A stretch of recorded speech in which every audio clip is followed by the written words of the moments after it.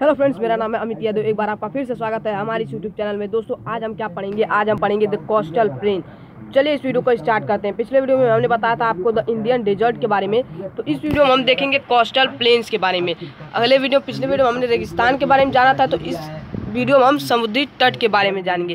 तो चलिए देखते हैं। तो सबसे पहले बात करते हैं कोस्टल प्लेन का क्या मतलब है, कोस्टल प्लेन किसे कहते हैं। तो कोस्टल प्लेन्स आपको पता होगा कि जो इंडिया का साउथ का भाग है, जहाँ से देखिए जैसे ये गुजरात है इंडिया का, तो इसके नीचे से आपको पता होगा कि अरेबियन सी है, ठीक है। और इधर आपको पता होगा कि इसके नीचे से बे ऑफ बंगाल है, ठीक है। तो ऊपर का जो भाग है यहाँ पर जमीनें, और नीचे के भाग मतलब कि समुद्री तट जो है उसे हम कोस्टल एरिया कहते हैं, मतलब कि समुद्री तट। समझ लिए, कोस्टल प्लेन्स का मतलब होता है कि समुद्री तट। तो ये जो एरिया है समुद्र के किनारे है, तो इसके वजह से हम इसे क्या कहेंगे? इसे हम कहेंगे क्या? Coastal planes. तो आपको ये समझ में आ गया। अब चलिए बात करते हैं कि कोस्टल प्लेन कितने तरह से, कितने भाग में डिवाइडेड हैं और कौन कौन से। तो सबसे पहले देखिए, कोस्टल प्लेन्स को हम दो डायरेक्शन में, दो दिशा के बेसिस पर कह सकते हैं, डिवाइड कर सकते हैं। तो देखिए कैसे। इधर का जो कोस्टल प्लेन है इसे हम कहते हैं ईस्टर्न कोस्टल प्लेन, और इधर का हम क्या कहते हैं? Western coastal plain. अब देखिए, ईस्टर्न और वेस्टर्न कोस्टल प्लेन में कुछ प्लेन्स आते हैं, तो उनके बारे में अब हम जानेंगे। तो चलिए पहले बात कर लेते हैं। तो देखिए यहाँ पर जैसे मैंने आपको बता दिया कि कोस्टल प्लेन समुद्री तट। तो यहाँ पर देखिए गुजरात के ऊपर लैंड सारे, यहाँ से पूरे जो समुद्र है, और इधर भी यहाँ से समुद्र है और इधर भी समुद्र है। तो यानी कि ये जो एरिया है, ये पूरा एरिया जो समुद्र के किनारे है, जो इस तरह से कुछ एरिया है, तो इसे ही हम कोस्टल प्लेन कहते हैं। अब ईस्टर्न कोस्टल प्लेन भी मैंने बता दिया कि इधर है ईस्टर्न, क्योंकि इधर ईस्ट है, और इधर है वेस्टर्न, क्योंकि इधर वेस्ट है। वेस्टर्न ईस्टर्न कोस्ट में आपको समझ में आ गया। अब देखिए वेस्टर्न कोस्ट में जो sandwich between the Western Ghats and the Arabian sea. देखिए जो वेस्टर्न घाट्स मैंने आपको बताया था, पेनिनसुलर प्लेट्यू के वेस्टर्न घाट्स जो थे मैंने बताया था, यहाँ से यहाँ तक जो थे, यहाँ देखिए ये वेस्टर्न जो ये बाउंड्री बना है, ये है वेस्टर्न घाट। ये मतलब देखिए ये डिकेन प्लेट्यू है, ये डिकेन प्लेट्यू है जो ये मैं मतलब सेट कर रहा हूँ। जो देखिए अंडरलाइन बना है पहले, यहाँ पर देखिए ये बाहर वाला अंडरलाइन है, जो ये अंदर वाला अंडरलाइन है, यह डिकेन प्लेट्यू, जिसमें से इधर का है ईस्टर्न घाट्स और इधर का है वेस्टर्न घाट्स। मैंने आपको बताया था पेनिनसुलर प्लेट्यू वाले टॉपिक में।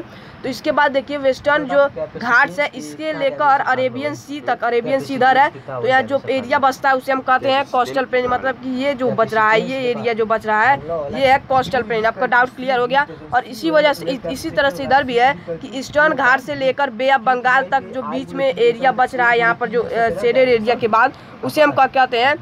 उसे हम कहते हैं ईस्टर्न कोस्टल प्लेन। मैं आपको फिर से बता देता हूँ। देखिए कुछ इस तरह से बना है, कुछ इस तरह से। तो ये जो है ये डिकेन प्लेट्यू मैंने आपको बताया था, डिकेन प्लेट्यू है। तो डिकेन प्लेट्यू में मैंने आपको बताया वेस्टर्न घाट्स और ईस्टर्न घाट्स, वो भी दो तरह से भाग है। तो यहाँ पर वेस्टर्न घाट्स है और इधर ईस्टर्न घाट्स है। तो वेस्टर्न घाट से लेकर अरेबियन सी तक, वेस्टर्न घाट से लेकर अरेबियन सी जो यहाँ है वेस्टर्न घाट्स, तो इसके बीच में जो लैंड है इसे हम कहते हैं वेस्टर्न कोस्ट। और ईस्टर्न घाट से लेकर बे ऑफ बंगाल के बीच में जो एरिया बच रहा है, ये इसे हम क्या कहते हैं? इसे हम कहते हैं ईस्टर्न कोस्ट। तो आपको समझ में आ गया। अब चलिए आगे बढ़ते हैं। अब ईस्टर्न कोस्ट देखिए, east consist of 3 section, Konkan, Mumbai to Goa north सबसे नॉर्थ में है। तो देखिए क्या हो रहा है, जो वेस्टर्न घाट्स है, वेस्टर्न घाट्स जो है इसे भी 3 तरह से डिवाइड किया गया है। यहाँ से यहाँ पर देखिए ये है कुछ, यहाँ से कोस्ट चालू हो रहा है। तो यहाँ पर देखिए जो वेस्टर्न कोस्ट है, ये वेस्टर्न कोस्ट जो है इसे भी 3 भागों में डिवाइड किया गया। तो सबसे नॉर्थ में, यानी कि सबसे जो ऊपर में है, ये यहाँ से लेकर मुंबई से लेकर गोवा तक, मान लीजिए एक यहाँ पर गोवा है, तो इसे हम क्या कहते हैं? इसे हम कहते हैं Konkan coast, Konkan coast, CONCAN, Konkan coast. इसे हम कोंकण कोस्ट कहते हैं, जो यहाँ से मुंबई से लेकर यहाँ तक का भाग है। यहाँ पर देखिए जो मुंबई से लेकर यहाँ तक का भाग है, इसे हम कोंकण कोस्ट कहते हैं, कोंकण कोस्ट, ठीक है। कोंकण कोस्ट, यहाँ पर N है, कोंकण कोस्ट समझ गए। यहाँ पर जो यानी कि सबसे नॉर्थ में है कोस्ट, ऊपर वाला जो कोस्ट है उसे हम नॉर्दर्न मोस्ट जो कोस्ट है उसे हम कोंकण कोस्ट कहते हैं, वेस्टर्न घाट्स में, वेस्टर्न कोस्ट में। अब देखिए कन्नड़ प्लेन कहाँ पर है? कर्नाटक एकदम बिल्कुल सेंटर में है। देखिए कर्नाटक जो है, कर्नाटका यहाँ पर कहीं है, यहाँ पर। तो तो यहाँ पर बिल्कुल सेंटर में ऊपर क्या है, कोंकण है, ऊपर क्या कोंकण है। तो यहाँ पर देखिए जो बिल्कुल सेंटर में कह सकते हैं कि जो बिल्कुल सेंटर में कोस्ट है उसे क्या कहते हैं, कन्नड़ कोस्ट कहते हैं। Kannada coast, CANNAD, Kannada coast. आपका डाउट एकदम क्लियर होना चाहिए कि कहाँ पर क्या चीज़ है।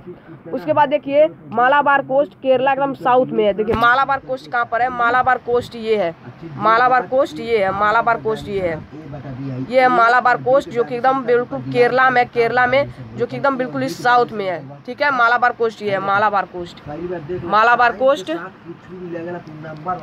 अब देखिए यहाँ पर सबसे ऊपर जो कोस्ट है वो है कोंकण कोस्ट, कोंकण कोस्ट। उसके नीचे जो सेंट्रल में है जो कि ये कोंकण कोस्ट मुंबई से लेकर गोवा तक है, मुंबई से लेकर गोवा तक।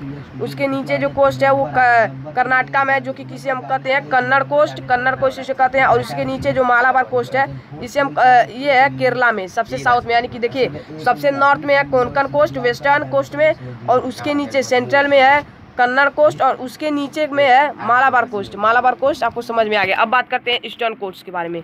तो देखिए रिवर में एक स्टोरेज ईस्टर्न कोस्ट जो है, जो स्टोरेज से बनती है, स्टोरेज के बीच में है। यहाँ पर देखिए जो ईस्टर्न कोस्ट है, the plains along the bay of Bengal are wide and level. देखिए ईस्टर्न घाट से, ईस्टर्न घाट्स के बाद बे ऑफ बंगाल के बीच में जो ये जगह बसती है यह ईस्टर्न कोस्ट। आपको समझ में आ गया।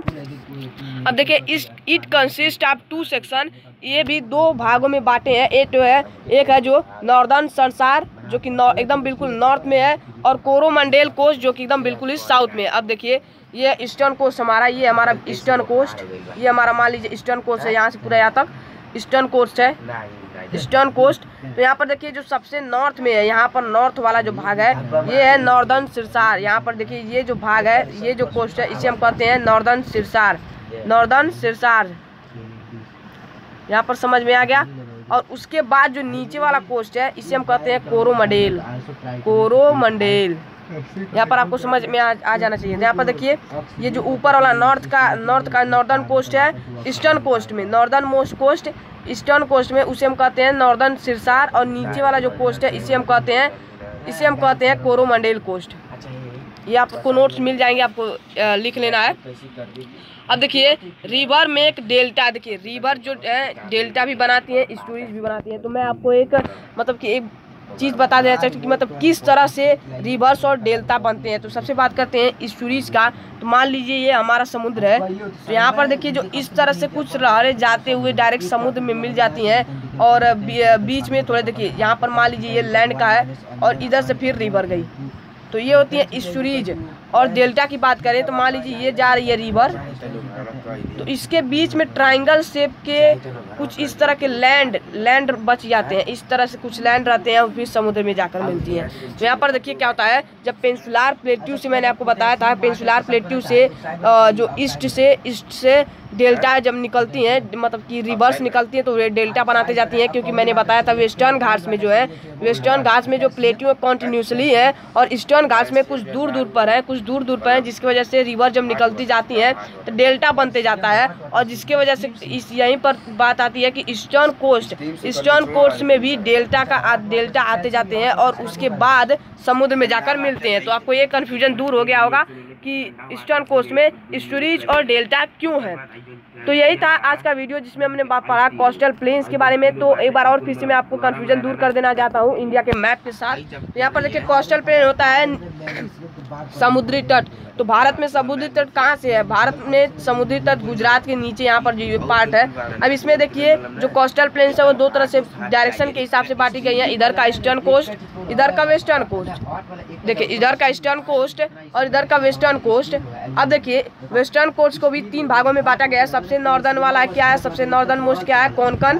उसके एकदम बीच वाला है क्या है, कन्नड़। और उसके बाद है एकदम नीचे वाला, एकदम साउथ वाला, तो वो है मालाबार। अब ईस्टर्न कोस्ट को भी 3 भागों में बांटा गया है। सबसे ऊपर नॉर्थ में है, 3 भागों में नहीं, ईस्टर्न कोस्ट को केवल 2 भागों में बांटा गया है। जो ईस्टर्न एकदम बिल्कुल ही नॉर्थ में है उसे कहते हैं नॉर्दर्न सिरसार, और उसके जो नीचे है साउथ में उसे कहते हैं कोरोमंडेल। ठीक है, कोरोमंडेल। अब देखिए क्या मैंने बताया था कि यहाँ पर जो पेनिनसुलर प्लेट्यू है, यहाँ पर जो डेक्कन प्लेट्यू से निकलती हैं, तो जो मैंने बताया था कि वेस्टर्न घाट्स में जो प्लेट्यू है वो कॉन्टिन्यूसली है, जिसकी वजह से रिवर निकलती हैं तो डेल्टा नहीं बन पाती हैं। पर ईस्टर्न कोस्ट में क्या था कि कुछ एक प्लेट्यू अगर यहाँ है तो दूसरा यहाँ है, जिसकी वजह से रिवर इसके बीच से निकलती है, इसके बीच से निकलती है, जिससे कि एक डेल्टा का निर्माण हो जाता है और वो डेल्टा जाकर समुद्र में मिलती है।